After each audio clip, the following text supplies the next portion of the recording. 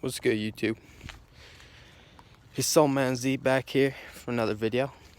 Alright, so what I want to talk to you guys about today is happiness. What we all want, right? So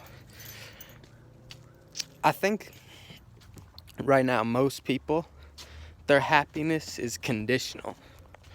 So they tell themselves, okay, once I get more of this, like for example, once I get some more money and I'm rich, which I've always been dreaming of, then I'll finally be happy.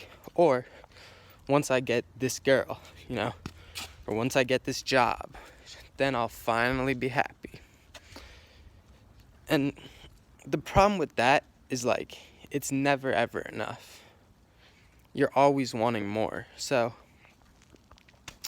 once you get money, there's something else you're going to want. That's why there's really no correlation between money and happiness.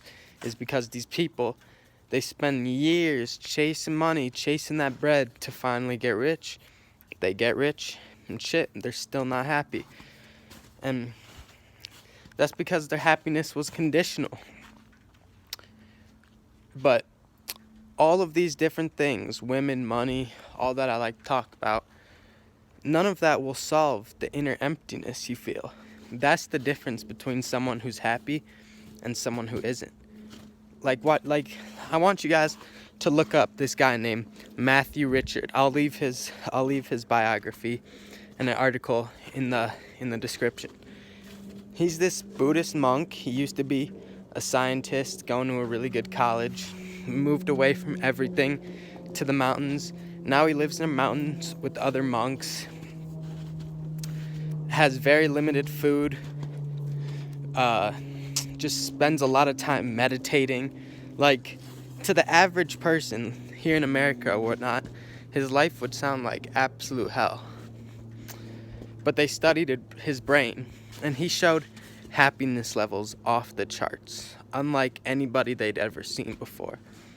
And we're talking about a dude who has nothing. Like, all of us, the average person here in America, has way more than this guy, Matthew Richard. Like, in terms of material, possession, all this shit. They have way more.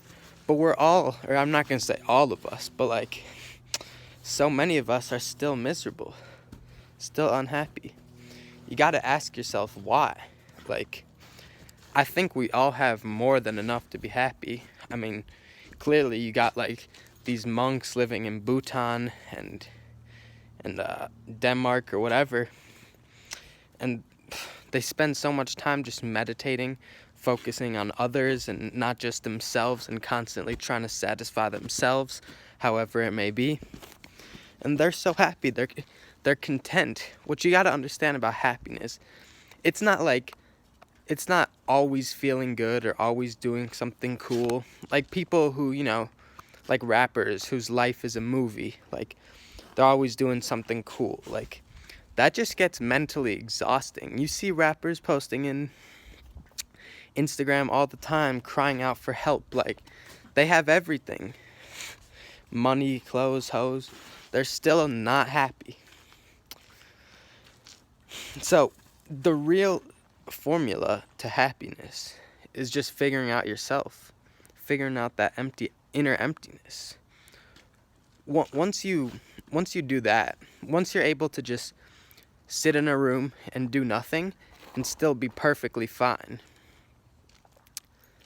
For meditating is an example of that. Once you're able to do that for an hour or two, or just hours on end, without your brain telling you to go eat a snack or watch a movie or do something stimulating, that's when you know you're really happy. Because all these different things we do, like eating a fat stack of food or watching a movie, playing a video game, even socializing, is all a distraction from that inner emptiness. And so once you're able to conquer that, your happiness is no longer conditional on you getting something like money or whatever it may be you're chasing. And you're just satisfied, you're content, fulfilled. That's what happiness is. It's fulfillment, not constantly not constantly having a short-term pleasure. Like I said, that's just the recipe for exhaustion. So I want you guys to start looking into Buddhism. Start reading about this guy, Matthew Richard, who I'll leave his bio in the description. And you'll see, like, happiness is not what you guys think. And nobody tells you this. They don't teach you this in school. And that's why so many people die, unfortunately, unfulfilled. Like, with regrets, with, like, once they're able to solve this inner emptiness I'm talking about, none of that is there. None of that is present. So that's my key to happiness, and why so many people here in America, where we all have so much, are still unsatisfied. That's why. It's always conditional. Always wanting more. It's never enough. But the truth is, it never was about that. And you only learn that once you get what it is you were chasing, and still are wanting more and still unfulfilled. That's when you realize. But oftentimes, it's too late by then. So, please take what I say seriously, because I've spent a lot of time doing my own research on this, trying to learn, like, because I was so unhappy for a while. You know, I've tried to figure this out. Like, it didn't make sense to me why, in a country where we have so much, so many people are still miserable. But I think it comes down to that right there. It's not about how much you have or any of that. That's why you see all these rich people still miserable as fuck. Sometimes even more miserable than the average man. So yeah, that's all I got for today. Hope it provided some value to you guys, opened your eyes a little bit. Yeah, signing out, man. Soul Menzi. Peace.